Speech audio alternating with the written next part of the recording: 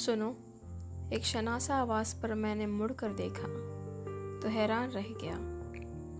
یوں لگا وقت پلٹ گیا ہو۔ مجھے پہچانا؟ بے یقینی گھلے لہجے میں پوچھا گیا۔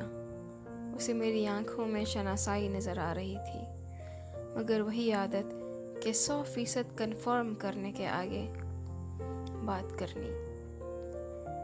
میرے لبوں پہ وہی مسکراہٹ آ گئی جو اسے دیکھتے ہی آ جایا کرتی تھی۔ میں نے کہا، تمہیں نہ پہچانوں؟ ایسے تو حالات نہیں، اور وہ کھلکھلا کر ہنس پڑی۔ شاعری کا کوئی موقع جانے نہ دینا تم۔ میں نے مسکرا کر اتفاق کیا اس کی بات سے۔ وہ مجھے سر سے پاؤں تک دیکھتے ہوئے بولی، تم بالکل نہیں بدلے ہو، خود سے بے پرواہ، اپنی دھن میں مگن، اور ایسے ہی ہر بات پر مسکرانا۔ لگتا ہے وقت تمہیں چھو کر نہیں گزرا۔ میں نے کچھ کہا نہیں، بس اسے دیکھ ہی گیا۔ وہ ہمیشہ کی طرح کنفیوز ہونے لگی اور مجھ سے پوچھا، چلو کہیں بیٹھ کر فریش پیپسی پیتے ہیں۔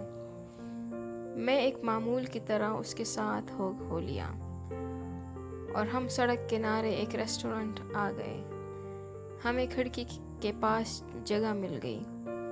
ایک دوسرے کے سامنے بیٹھے ہم سڑک کو دیکھ رہے تھے اور ایک دوسرے کی خاموشی کو سن رہے تھے۔ میری طرف دیکھتے ہوئے وہ بولی، 7 سال بعد ملے ہیں ہم۔ میں نے مسکرا کر اس بات میں سر ہلا دیا اور سوچا، مجھے تو لگ رہا ہے جیسے 7 دن بعد مل رہے ہیں۔ بس فرق اتنا ہے کہ تب 7 دن بعد بھی ہمارے پاس سنانے کو اتنی باتیں ہوتی تھیں کہ لگتا تھا صدیاں کم پڑ جائیں گی، اور آج ان 7 سالوں بعد جیسے کچھ کہنے کو نہیں ہے۔ ویٹر پیپسی سرو کر گیا تھا۔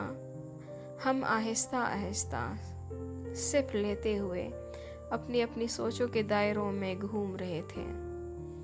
میں نے خاموشی کو توڑا اور پوچھا، اور کچھ منگواؤں؟ وہ شرارتی لہجے میں بولی، ہاں پیپسی منگوا لو، سنا ہے پیپسی کے ساتھ پیپسی پینے کا بڑا مزہ آتا ہے۔ اس کے لہجے میں 7 سال پرانی رمق اور شرارت نے میری حبس زدہ ذات میں ایک روزن کھول دیا۔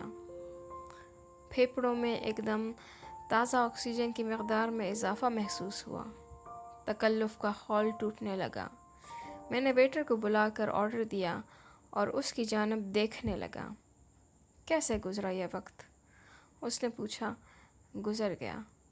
میں نے مسکراتے ہوئے آنسوؤں کے ایک سمندر کو اپنے اندر اتارتے ہوئے جواب دیا۔ تم بتاؤ، تم نے عرصے میں کیا کمایا؟ کہاں رہی؟ کیا کرتی رہی؟ میرے سوال سن کر وہ مسکرائی اور کہنے لگی، ایک ساتھ اتنے سوال؟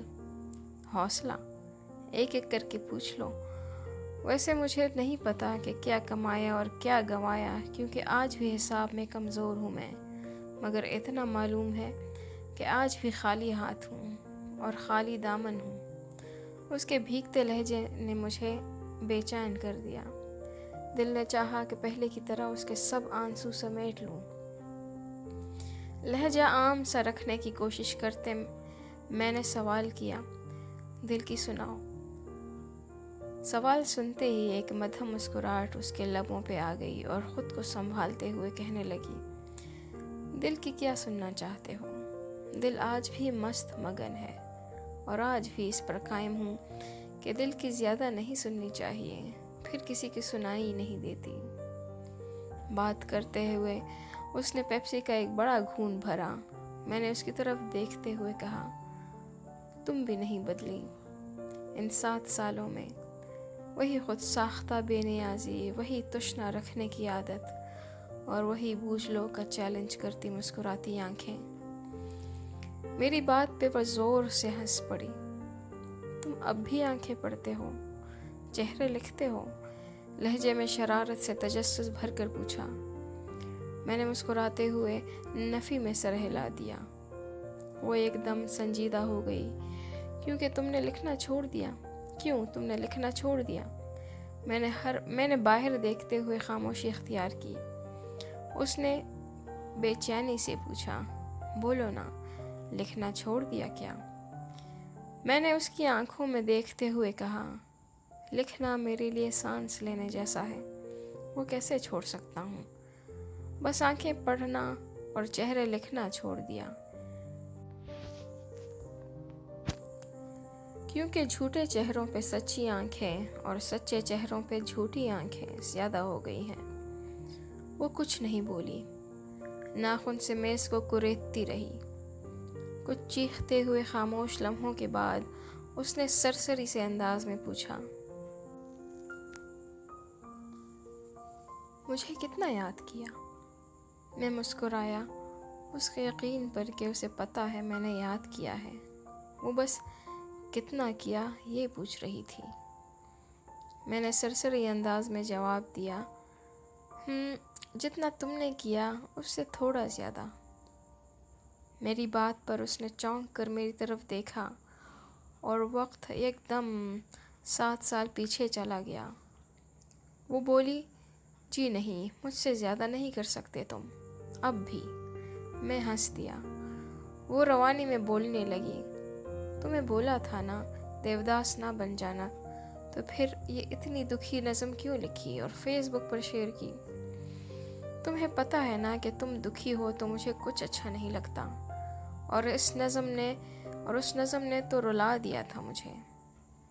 تمہیں پتہ ہے تم اپنی نظموں میں جب جب آنکھوں کا ذکر کرتے تھے مجھے اپنی آنکھوں پر پیار آتا تھا۔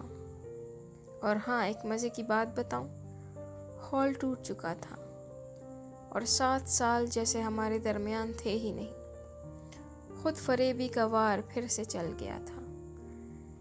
دل نے کچھ پل کی خوشی کے لیے کئی سالوں کے غم کا سودا کر لیا تھا۔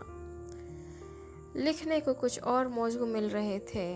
تجدید ملاقات کے پل دونوں کے لیے قیمتی بھی تھے اور انمول بھی۔ محبت کا دیوتا اپنی کامیابی پہ مسکرا رہا تھا، جیسے کہہ رہا ہو، انسان محبت چھوڑ بھی دے، محبت انسان کو نہیں چھوڑتی، چاہے وصل کے خوابوں میں رہے، ہجر کی اذیت میں رہے، نارسائی کے صحراؤں میں ہو یا خود فریبی کے سنہرے جال میں، وہ اسے اپنا اسیر بنائے رکھتی ہے۔